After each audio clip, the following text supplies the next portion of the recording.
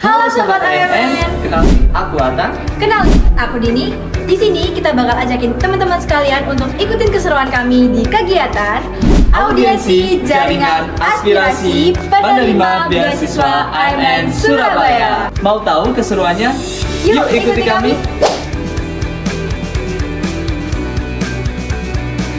Oke guys, ternyata tamunya udah datang dan sekarang kita bisa lihat di belakang.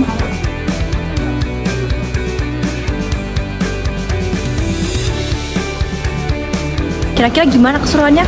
Kalian harus ikutin kami. Asrama Mahasiswa Nusantara Surabaya.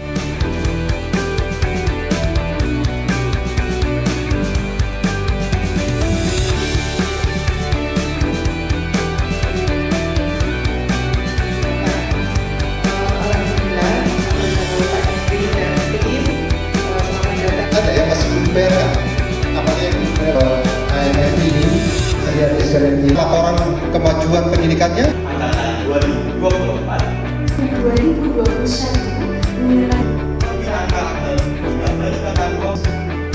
Saat ini Anda tidak menuju juga bisa membuat desain dan teknologi yang kami hormati Bapak Yanako MR Simarmata dan AMN Surabaya. waktu yang selesai itu sudah sejarah. Saya Teresia Pramuswari dari Hubungan Internasional UGM Veteran Jawa Timur Angkatan 20. Saya Bapak Mian Santoso, saya dari Universitas Negeri Surabaya, dari Akuntansi, dan saya berasal dari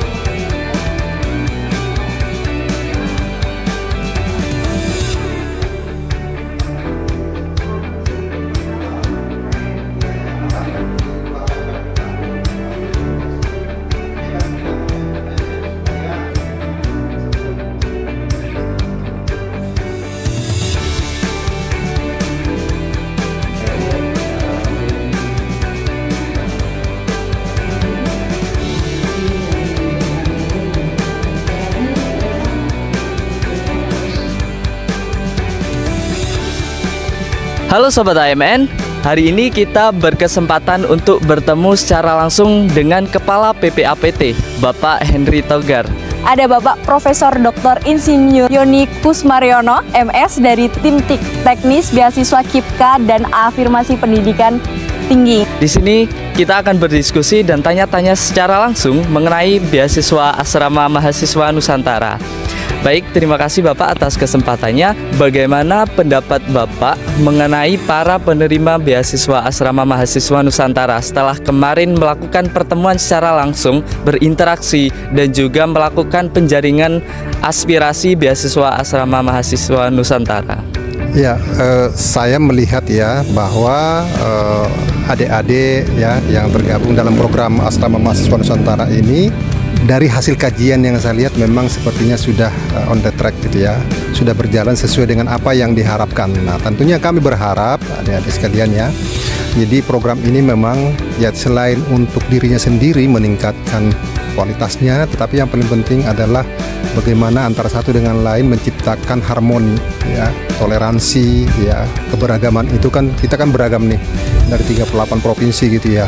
Satu sama lain saling menghargai, harmoni itu yang paling penting untuk bangsa dan negara kita. Saya apresiasi terhadap mahasiswa AMN ya.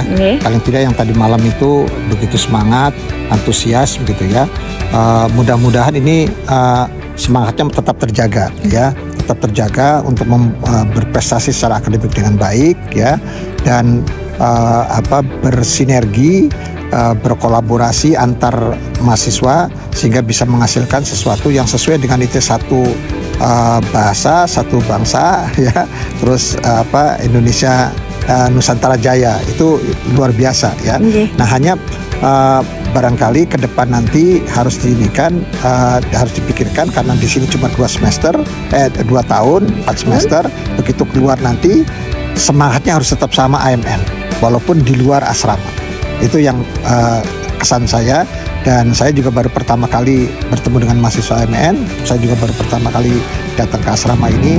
Mudah-mudahan ini menjadi satu kesan yang baik dan bisa dipertahankan prestasi akademiknya. Bagaimana harapan Bapak mengenai beasiswa asrama mahasiswa Nusantara, terutama dalam meningkatkan pemerataan pendidikan di seluruh wilayah Indonesia? Ya, ini kan program asrama mahasiswa Nusantara ini salah satu program yang sudah dirancang oleh pemerintah. Kan ini kan berdasarkan Perpres gitu ya. Tentunya kita berharap kelanjutannya masih akan terus berlangsung ya gitu ya. Tentunya juga program asrama mahasiswa Nusantara ini bisa mewakili seluruh provinsi yang ada. Jadi memang sekali lagi pemerataan pendidikan itu sangat penting. Semua harus boleh menikmati pendidikan itu, pendidikan yang berkualitas itu. Gitu. Tapi yang paling penting juga adalah yaitu tadi, satu sama lain itu harus menciptakan satu harmoni antara katakanlah dari provinsi yang satu dengan provinsi yang lain. Ini kan ada istiadat yang berbeda, agama yang berbeda, kebiasaan yang berbeda, satu sama lain bisa belajar sama dengan yang lain gitu ya. Untuk itu tadi mendapatkan satu anak-anak itu semakin berkualitas dan saling menghargai satu dengan yang lain. Ya, kalau dari segi ininya kan sesuai dengan visi misi AMN kan ingin membentuk generasi muda ya yang memiliki wawasan kebangsaan yang tinggi, memiliki toleransi yang tinggi terhadap kebangsaan kita yang beragam ini ya, tetapi memiliki kompetensi dan intelektualitas yang mumpuni ya. Itu harapan kita. Oleh karena itu maka mungkin AMN harus menjadi semacam asrama yang bisa menghasilkan calon-calon intelektual ya, pemimpin-pemimpin bangsa yang memiliki wawasan kebangsaan yang tinggi dengan tingkat intelektual yang tinggi untuk mempertahankan NKRI. Bagaimana pandangan Bapak mengenai keberlanjutan dan juga keberhasilan program beasiswa asrama mahasiswa Nusantara Surabaya? Kalau dari sisi keberlanjutan saya rasa karena program ini sangat bagus gitu ya, ya mungkin kedepannya ini perlu kita lanjutkan gitu ya. Jadi perlu kita lanjutkan.